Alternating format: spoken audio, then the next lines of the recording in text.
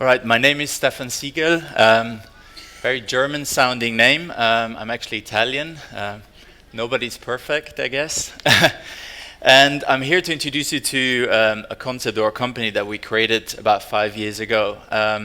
Exactly 5 years ago, I was working for a big evil investment bank in New York that no longer exists. And while I was working there, I was working in a fashion team. And yes, these banks also have fashion teams. And I was in a team that was advising publicly listed fashion houses on mergers and acquisitions. And one of the sort of trends that we could see was these big conglomerates were really interested to see what young designers were doing, especially in terms of acquisitions. I don't know if you've been following the news in the last couple of weeks, but J.W. Anderson, Christopher Kane got bought by LVMH as well. And what they were saying, why is it so hard to actually find these emerging designers? And at the same time, I had a lot of friends who were studying at the Royal Academy in Antwerp or at Central St. Martin's, Parsons, and so on. And these designers were coming off from the schools, and they had these fantastic collections like the ones that we see here today in the garden or at the shows. And there was absolutely no way these designers could share their work with the world. There was no platform around. Facebook didn't really exist. There was a platform called MySpace. Do you remember MySpace? A lot of musicians were using MySpace. And there was another platform called Last.fm, which was founded by a couple of Austrian guys. And that was, again, specialized on music. So if you wanted to find a cool DJ or cool band, it was actually quite easy to find these talents. But for fashion, there was no system of actually scouting these talents. And of course, there's a lot of opportunities in terms of grassroots talents. There's recruiting opportunities, there are investment opportunities, there are retail opportunities. And for me, I always felt like there's a huge opportunity to actually get these designers together and become a credible platform for these talents, for them to represent their work, but also to perhaps sell one day, but also maybe to spot these talents on a longer term, perhaps even find the next Alexander McQueen. And how often on a Sunday afternoon you walk through the streets and you think, I have a good idea, I should open a restaurant, I should quit my job, I want always to do that, my job is boring, maybe I should do something else. And for me and my brother it was exactly the same. We were speaking about perhaps even creating a social platform, a social network. And the next Monday I walked into the office and said, I'm quitting. My parents weren't really happy. But it took us 8 months to develop a website that now has become not just a label. In the beginning, of course, it was quite hard. We bootstrapped from the beginning. We never raised finance. We, of course, sort of asked the bank of friends and family. But we started the company on a shoestring. And the idea was, let's just come together, let's create a website that is purely simple and purely sort of tailor-cut to emerging designers. The website that you see here today, and I apologize, the text is quite small. Perhaps next year you can have a bigger screen. The website back then was probably the most unprofessional website you've ever seen, but we started without funding. My brother back then, he was a computer geek, he was 18, and he started coding, and in April 2008 we launched this website, which was purely allowing designers to upload pictures and have their own little profile page. It was no rocket science, it wasn't great, but I think what it did really the job, and a couple of universities started sort of noticing the website, especially the Royal Academy in Antwerp. They helped us to launch it. They started emailing all their designers who graduated from their school, and slowly designers started signing up, and we realized there's a huge opportunity to actually bring these designers together. Now fast forward 5 years, this is the website that, I don't know how many have been on our website, but this is what you see today. And the website has really become this tool that nurtures and discovers and connects these designers. On a daily basis, on our cover page changes, we introduce new talent. We introduce talent from over 106 countries at the moment, and we count something like 14,000 designers from all around the world on the website now. And who are these designers? And of course, you know, people always ask me, well, in some way you have to make some quality control, you have to sort of limit yourself. Why do you have 14,000 designers? Can't you just have designers from London? But the thing that I always wanted to do is get designers a support that is free of cost, first of all, but also unpolitical, and it's not down to how much money designers have. Simply because I didn't feel the system that we have in the fashion industry at the moment doesn't nurture these designers.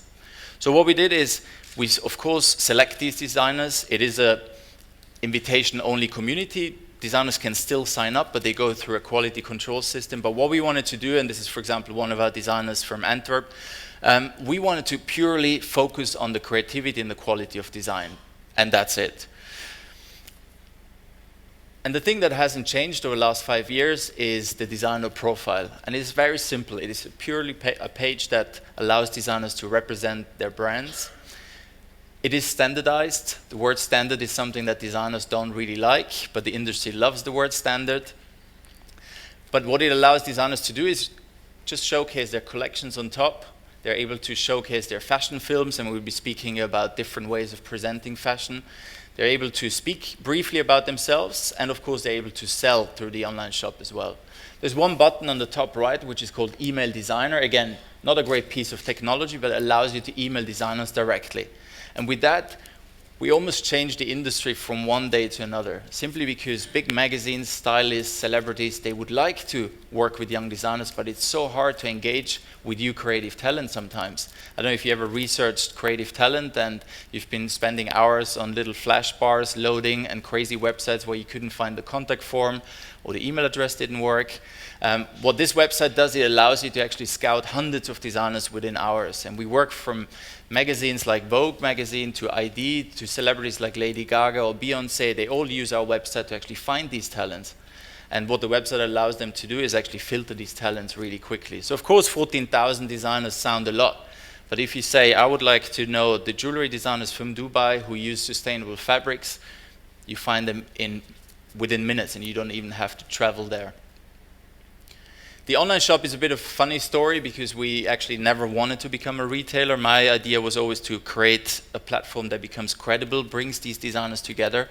And then because of my financial background, my idea or my goal was always to create a fund that incubates these designers. So actually that allows me to spot which designers are the most successful ones in terms of traffic, sales, PR, and then be able to say, hold on, it looks like you're becoming the next Vivienne Westwood or the next whatever your favorite designer is, and then have the capability to actually invest in these designers.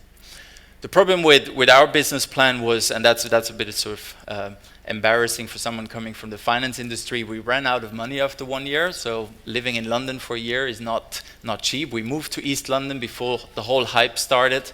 We were living in a sort of weird warehouse conversion, and our office was on our kitchen desk, literally. The bank manager called me in, when was it, January 2009, and said, Stefan, there's like a hold of £5,000 on your bank account. What are you going to do? I don't know. I have a great idea there. There's 1,500 designers on our platform, but we still need some more time to actually become a credible platform. We need more traffic and so on. Something that happened in the early months of 2009 was that the recession started hitting the fashion industry. And then you remember that it started getting really hard for young designers to actually sell fashion. We traveled to Paris Fashion Week, and there was a couple of our designers who, in tears, they told me, Stefan, our buyers from Korea, from Japan, from South America did not show up, simply because these buyers were either purely focusing on the big brands, so they were somehow hedging and they were playing it safe, or some buyers didn't even make it to Paris simply because so many stores were closing as well. And we were thinking, there's so many great samples out there, so many great, the same as if you walk into the showroom next door, there's so many fantastic items, and I thought, well, there must be people around the world who are interested in that. Coming back to London, I spoke to a good friend of mine who you might know, Diane Pernay. She's probably one of the sort of oldest bloggers, not only in age, but also in terms of the experience and her website. And then she said, well, why don't you start an online shop where you sell selected pieces, one-off pieces, and just try to sort of get them into the public eye. And going back to our business plan, this was the only project that we could actually develop with our own funds or with our own capabilities, because we had the experience, we could code it ourselves, but we didn't really have money to think about any other projects in our business plan, such as retail spaces or the fund or anything else. So it took us about 5 months. We developed this online store. I think it became the most unprofessional online store in the world because we selected 50 designers. 50 designers sent one piece to London. We took the pictures against the wall. There's sort of white brick wall in the cellar of my building, and yeah, we started selling pieces in the range of $5,000 to $3,000 on little plastic hangers. I mean, it was just crazy. But what happened was that in the same month that we launched, in June 2009, we had 7 Vogue features, 17 Elle magazine features around the world. Our traffic went up by 160%. And with that, we realized, hold on, there's actually people who are interested in what young designers are doing. And for years, I've been reading these fancy magazines like ID and Dazed and Dossier. And you always read about these talents, but you can't really relate to them. You can't buy them. You don't know where you can find them. Sometimes, only a few people live in London, only a few people live in Paris can actually access these talents. And with that, of course, the online shop wasn't a financial success in the beginning. I think the first month we only sold something like 13 pieces and half of them came back. But then the second month we thought, hold on, Diane selected the first 50 pieces. Why don't we let another fashion celebrity select the next 50 pieces? And there was a guy or a store in Paris called Maria Luisa, which was sort of the Colette before Colette even existed. And the buyer said, well, I'm going to select the next 50 pieces. So we continued doing this exercise until in September I got a call from an agent, and she said, listen, I represent a model called Lara Stone, and she would love to do something with young designers. So I met her for lunch, and I'm sure you all know her by now, and she said, well, I would love to do something with young designers. So she selected these 50 pieces for our September issue.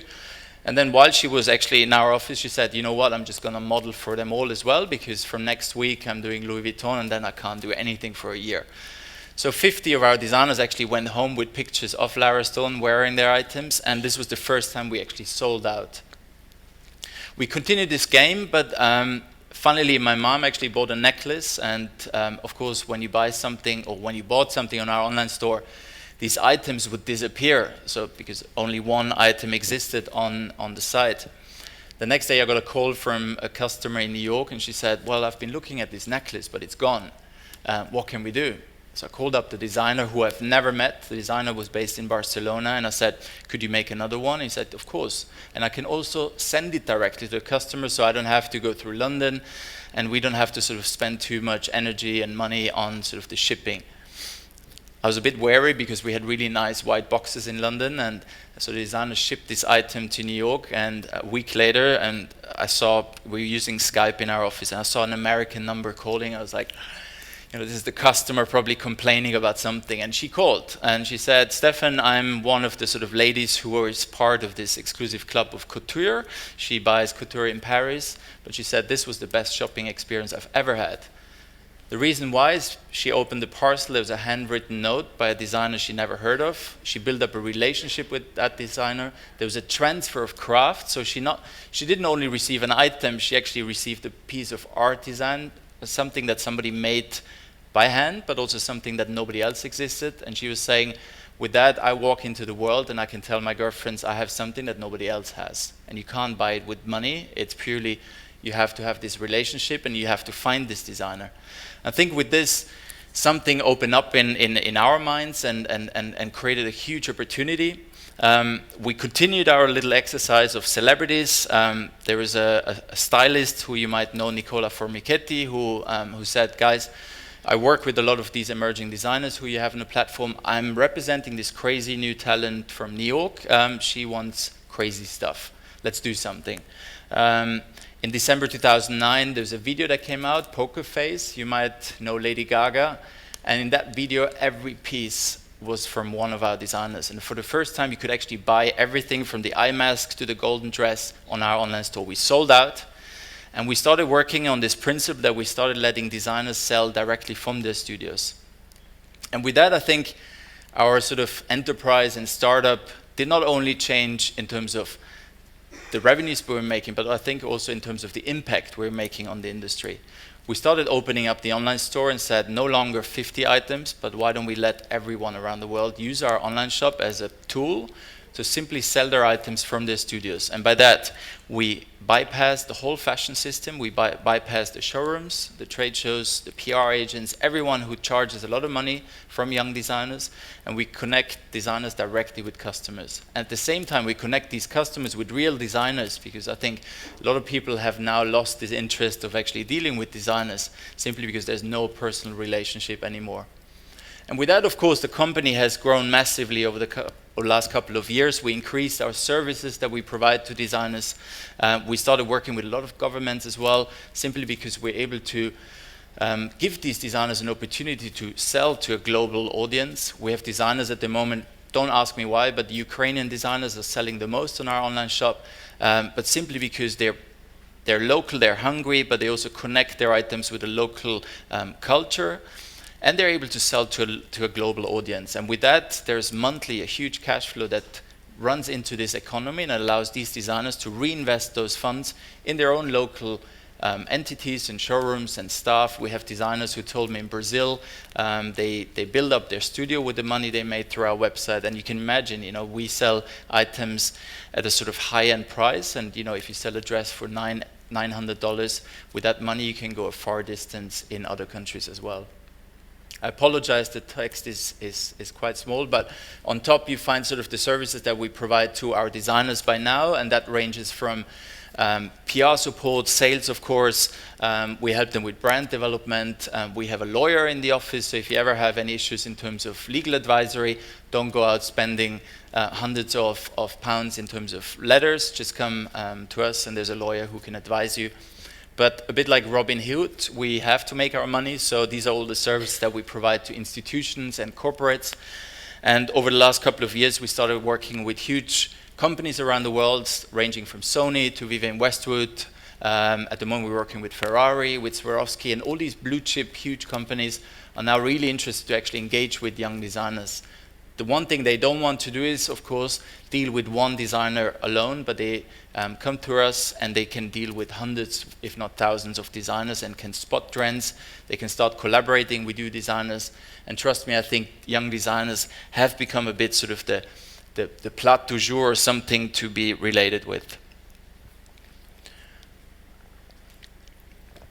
So what are the two main factors why I'm standing here today? I think as a company, we have still continued to bootstrap throughout the year. I think we could have raised finance from a lot of people. A lot of people have approached us and always said, you should do this and that, and here's that much money, and you could, let me be part of it. But we always said we want to sort of walk on this sort of red fine line where we sort of stay credible and we can support these designers. But I think one of the two big factors that allowed us to actually get to where we are is individuality and, of course, emerging designers. So why have emerging designers become such a huge thing, and why do we even have a fashion week here in Dubai now which relates or is actually completely covered with emerging designers? I think individuality has become one of the fundamental drivers in our society, but also in terms of consuming fashion, if not consuming anything we do. If we look at hospitality or food, I think we're all going into the direction of wanting something unique. In Europe, I don't know anyone who wants to stay in a Hilton hotel anymore. We all want the little boutique hotel. You want the Airbnb, staying with someone in a private house. And I think the same thing happened in fashion. I think we're all looking for authentic luxury again. We're looking for brands we can trust. We look for longer lasting values. We look for something that we can relate to again. I think maybe we have lost this love as well. And I think our emerging designers fit right into that. They somehow are the essence of individuality, because we can actually buy something from a young designer who represents something that is their local culture, their local regional production, but also their local inspiration. And together, and creating a community around them, allows us to actually give customers a choice. Instead of going to the H&Ms and Zara's, they can come to these young designers and shop directly from them, and at the same time support them. The other huge factor is the digital channel. So what has changed over the last couple of years? If we look back 10 years ago, we didn't have the Twitter and the Pinterest and the Facebooks and so on. Maybe not even 5 years ago. I think our iPhones and smartphones have become a bit the tool that is probably the last thing we do before we go to sleep. We check our phones. Is that right? I see a lot of smiles. That's what we do today. I think it has accelerated our life, but I think most importantly for creative talent, it has created infinite opportunities. We're just at the beginning of this digital environment. We don't know what's going to happen, but I think especially in fashion or in the creative arts, it has given us infinite opportunities. And there's usually the slide where I lose a lot of attention because something is moving, But I think in fashion, we changed the way we present fashion. Through websites like ours, we look at fashion in terms of online imagery. Fashion film has become something, or a new way of displaying fashion as well. I'm showcasing here a film of a young London designer we represent. He created this video with a budget of 0.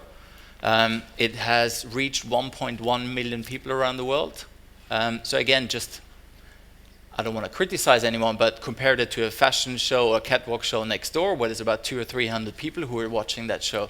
So again, it gives you sort of a new outlook on how you can actually sell your designs, or how you can make yourself available online. So I think the business of a young designer doesn't have to be a lonely business anymore. My designers usually, when I show this image at lectures, they always laugh. They say this is exactly how their evenings look like. But I think there's a solution. There's a solution. If we work as a community, we can actually change something. And by representing 14,000 designers, and by us scouting about 3,000 new designers every year, we travel to about 30 countries every year to do these workshops, scout designers, and work with about 400 institutions and design colleges around the world. We can actually make a difference by working together. This is, again, the collaboration that we've been hearing before. So what is this decade of transformation everyone is talking about? I think we're looking into a decade of a completely new entrepreneurship. We're looking at a time of collaboration. We're looking at firms of the future, the firm of the future that people say will be synergistic, open source. There's all these sort of taglines and words that we keep on hearing. We don't really know what they mean, but I think the new business of the future will somehow introduce itself in a completely different way. We'll be representing ourselves or market ourselves in a completely different way. I remember when I went to university, there was my super smart professor. He always said, if you're able to sell sand to the Arabs, you're the best salesman ever. You know, and then and now looking back, I always feel like, I think marketing sort of 20 or 30 years back was always a bit like cheating. You know, you tried to sell something people didn't really need or want. And I think now we're going into the direction of actually engaging and cultivating what we do. And we also upgrade our own marketing capabilities, because we speak to an audience that is much smarter now, that is much more connected. Just think of the kids who run around today. They're 17, 18. They run around with their smartphones. Can you really sell something to them? They know exactly where to check if this is overpriced, uncool, or cool, or if there's something better around the world. They can have it shipped to Dubai within a day.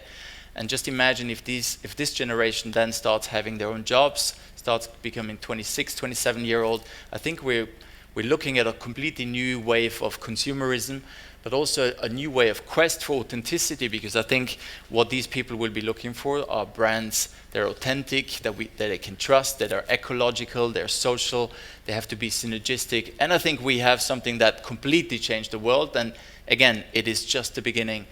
Social media. 20 years ago, people were saying word of mouth was the tool that no marketing budget could buy. Today we say social media is like word of mouth on drugs. So it is super fast. I think if we all together here send a tweet or do an Instagram or Pinterest post, I'm pretty sure we can reach 100,000 people within a few minutes. Just imagine 20 years ago, who would you have to call to actually reach 100,000 people? Like in the old marketing days, people were selling you magazine ads in terms of prices of reaching 1,000 people. It would cost you 100 euros to reach 1,000 people, or 2,000 or 3,000. Today, you just pick up your phone and you speak to an audience. I get my weekly reports from the team in terms of our Facebook page, and sometimes there's numbers like 120,000 people have seen this post. I mean, the power we have now to communicate something, but also the power we have to be transparent, just forces us to also sell an honest product. We can't no longer just ignore the fact that people will be talking behind our backs and will be sharing their ideas and their thoughts.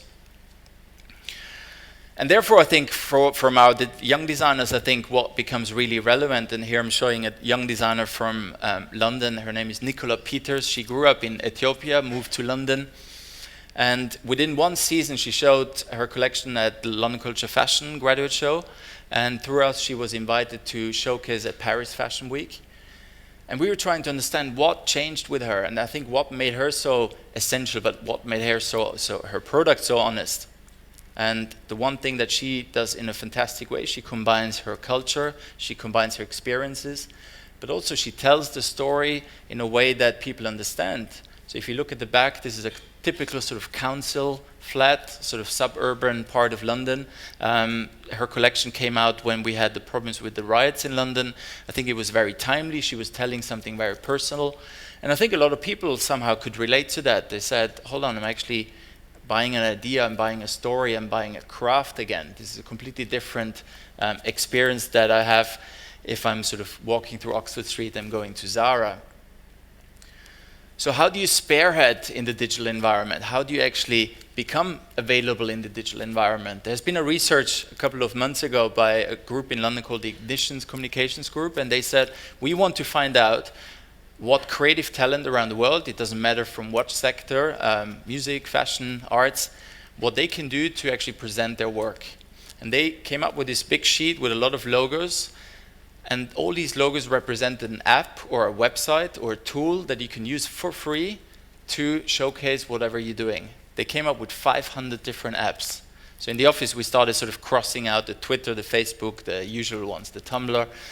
I think we use about 14 or 15 tools. So there's about 480 other tools that we could use to maybe sell our work, but also for you guys. 500 different apps to sell your work in Russia, in Brazil, in wherever you want. And maybe Facebook is popular here, but in Russia they're using a completely different one. So again, I think the digital media is changing the way we sell and how we sort of make ourselves available.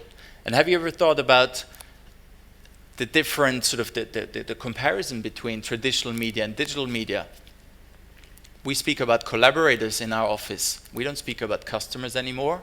We share our content. Have you ever heard about that? Blogs share their content, or they let other people sort of post. So actually you start sort of almost pulling your marketing. Your audience becomes your collaborators. Your voice becomes the consumer. The voice is no longer yourself. You don't push the marketing anymore. Remember the old magazines? If you weren't in Vogue, then you could almost close your shop. So you had to sort of go through this whole sort of ass-kissing, money-paying process. I think now it's just, if you have good content, people will share, people will distribute, people will tell other people about what you're doing. So the whole system is changing. It has been revolutionized, and I think this is the fantastic opportunity that not only we have, but I think we, together with you, to actually have credible content, timely content, sustainable content. I'm quite sick of the word sustainable, but in this, it still fits. I think we create something that people want to share, and I think we also create something quite long-lived. The usual critique I get is, yeah, but digital is so short-lived, it's too fast. There's the one feature that we have on our website that has been published in 2010, so 3.5 years ago. It's about the slow fashion environment, and that still reaches the most amount of people on our website. So the most traffic on our website goes onto that feature. It's been published 3 years ago. Now imagine a magazine, you just throw these papers away. So I think digital has become long-lived. It has become quite important what you publish, so pay attention what you also publish online, because things wander around, but they also stay around. So it's all about communicating this dream, but then again, how has the luxury industry changed, and how are we going to sell this dream? Unfortunately, I come from a country where the word sustainability or eco-friendly fashion maybe hasn't arrived yet. There's a really sad statistic. In the UK, we spend about 27 billion euros on 2 million tons of clothing every year. On average, we wear items 4 times in the UK and then throw them away, especially items bought on the high street. And with high street, we mean the H&Ms, the Primarks, Marks & Spencer, the Pimki, you know them all. On Sunday, before I left for my trip to Oslo, there was a documentary on BBC about fast fashion, and they were actually saying for every piece of fast fashion you buy, people on average wear them twice and throw them away. So you can imagine with that quality of fabrics, what that does to our environment. There was actually Sir Philip Green, the founder of Topshop. He's quite proud about saying that we live in this celebrity-driven environment where anything that is published on a magazine like Grazia, they can actually produce and get it into the store in 19 days. Now start imagining, who are we not paying, to get items into stores that fast? How can we sell T-shirts for €2? How can we sell entire outfits for $9.99? I don't know if it's the same here, but we have this problem in the UK, and I think it is really the time for us to actually make a statement. And I think this is, again, where young designers have a responsibility. I think it's about changing the system, and I think it's also about providing value for money again. One of the fundamental drivers of the recession, and I'm probably one of the few who says the recession has been a good thing, is people start thinking a little bit more about what they shop and how they shop. People start looking more at things that they can keep for longer. The big brands like the Louis Vuitton and Burberry are saying, yes, we're selling so much more, record profits, but if you look, their ready-to-wear collections are actually decreasing, but they're selling much more accessories. So why is that? Of course, they make more money through accessories, but I think people find in accessory a piece that they can keep for longer. You don't throw a handbag away after a season, so they're a bit more timeless. And I think we're going into this direction, and that opens a huge gap that I would like emerging designers or artisans or craftsmen and women to fill in again. I think it's really about providing a new form of luxury, and I think it's also down to consumers or customers or collaborators, how we call them, to live a bit of an edited life again, to select what we shop, to also select what we sort of spend our money on. If we again look at industries like hospitality, and we always say, the food industry is so slow, and hospitality, I think they're really showing us where we're going. Again, 10 years ago, everyone was about the big, great hotels. Now, especially in the Western society, I think it's all about the boutique. I think the food industry has seen a huge change as well. I don't know how much it has changed here, but wherever I go in Europe, it's all about the little organic coffee shop and the gluten-free meal. And I've been to LA last week, and I was eating, it looked like astronaut food, and it's all about juice bars. And it's really about how can I be more healthy, and how can it be more regional, and how are we supporting the farmer. And we only sort of drive our meat exactly 4 miles, and therefore the carbon offset is that. So I think, people are waking up finally. And I think we're coming out of this sort of decade where we just sort of, consuming and not thinking what we're actually doing. And I think with that also the firm changed, the company, the businesses that we set up. I think the firm of the future is much more synergistic. It's collaborative. Now we're talking about this open source again. For example, our website is based on open source software. I don't know how much you know about open source, but it basically means I'm opening up the technology that I'm using so other people can use it as well. If you are familiar with coding websites, you can go on our website, you can copy the whole code, and you can recreate the Not Just a Label site tomorrow. And we're okay with it because we did the same. We took different parts from other developers because we would have never had the money to build up a website of that scale by using professional web designers. So once again, I think it's about sharing content, it's about being synergistic, but also the way we deal with companies or clients has completely changed.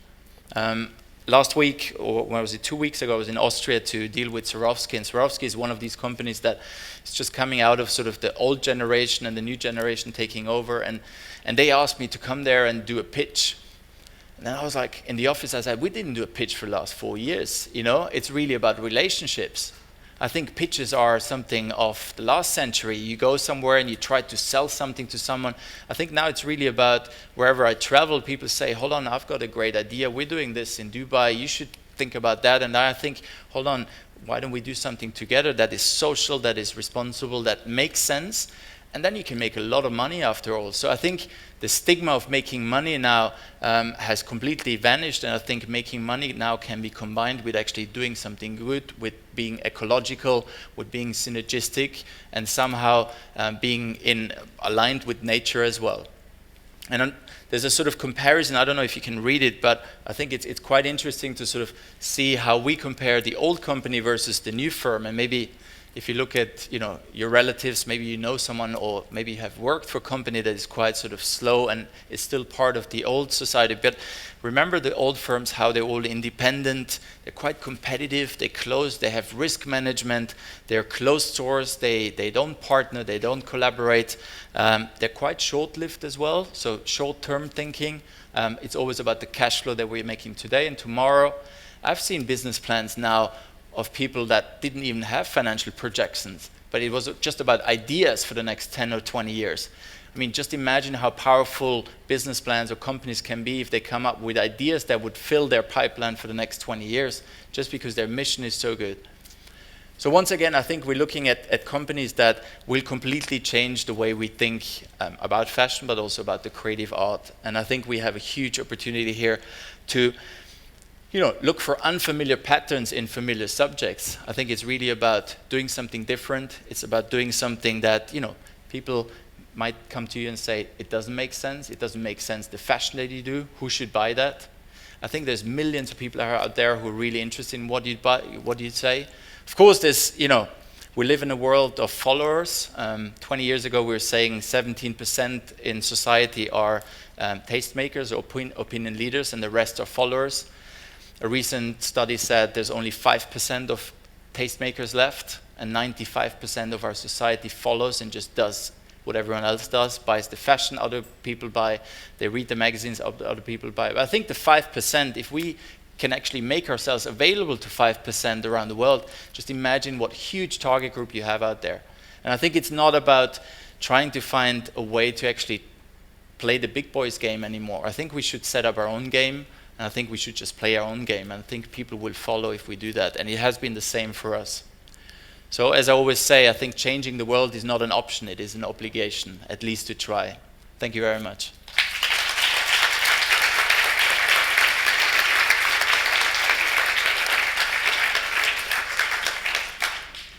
I hear I'm allowed to take questions, so feel free. You touched on this briefly at the beginning. My question is the following. How big of a factor is or was for your company the access or your engagement with celebrities, with public figures? Yeah. Because as you mentioned as well later, and tastemakers do play a huge role in this kind of industry. So, and you mentioned that you early on had some of these experiences. So if you can probably dig deep, tell us a bit more about that. Yeah, I mean, personally, I don't like celebrities. I don't like the celebrity culture. It is a fact. It is an environment we live in. To be honest, when we started the online shop, there was no other online shop doing the sort of celebrity creation, and there was no shop linking up with celebrities. So we were the first to do that. But in January 2010, I got a call from British Grazia magazine, and they called and said, Stefan, now that we work with Rihanna, we work with Lady Gaga, Lara Stone, and so on, and they said, Stefan, who's the next celebrity for January? And we said, you know what, we didn't really think about it. I mean, is there anyone bigger than Lady Gaga at the moment? And they said, well, just let us know if you have another celebrity, because we would love to run a story. And I said, hold on, we have an amazing online store, we have amazing emerging designers, why don't you write about them? And what she told me, and that's 2010, she said, Stefan, we have a celebrity-only policy. So anything we write about has to have some sort of either paid content or related to a celebrity. And that was the decision for us to say, that's it. We're not working with celebrities anymore, and we're not doing it. And that's sort of what we've been doing over the years. We, of course, continued working with celebrities behind the scenes. If you go on our website, it's a section that you can't really find because we don't want to sort of push it too hard. But you go in our editorial section, there's a celebrity page, and you can see all the celebrities we put together with designers. And that we sort of promote, but we don't promote our brand anymore as in any way close to celebrities, simply because, it is not sort of our ball game. I think we're about emerging designers, and I don't like where the celebrity culture has gone. At the same time, I have to say, we also have to say thanks to some celebrities like Gaga, or, it was more Formichetti who stood behind her, that they actually said, okay, no more Valentino and Armani, but I'm going for emerging designers. So even for celebrities, I think emerging designers have become useful because they want to stand out as well. So I think interesting collaborations can come up, and if you are a designer and if you're signed up on Not Just a Label, you will get these requests, and that can range from, a small unheard rapper in New York to Beyonce last week. She requested a few dresses. So I think it's an interesting way for you to collaborate, but please don't think that you can sort of climb the ladder with celebrities. I think that will be the wrong message.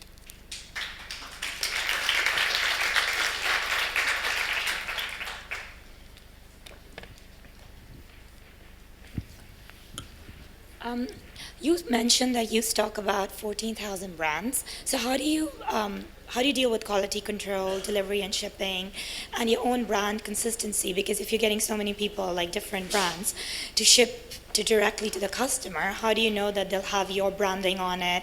Or maybe they can just get in touch with them directly. So how do you ensure that all of that is according to your standards? Yeah.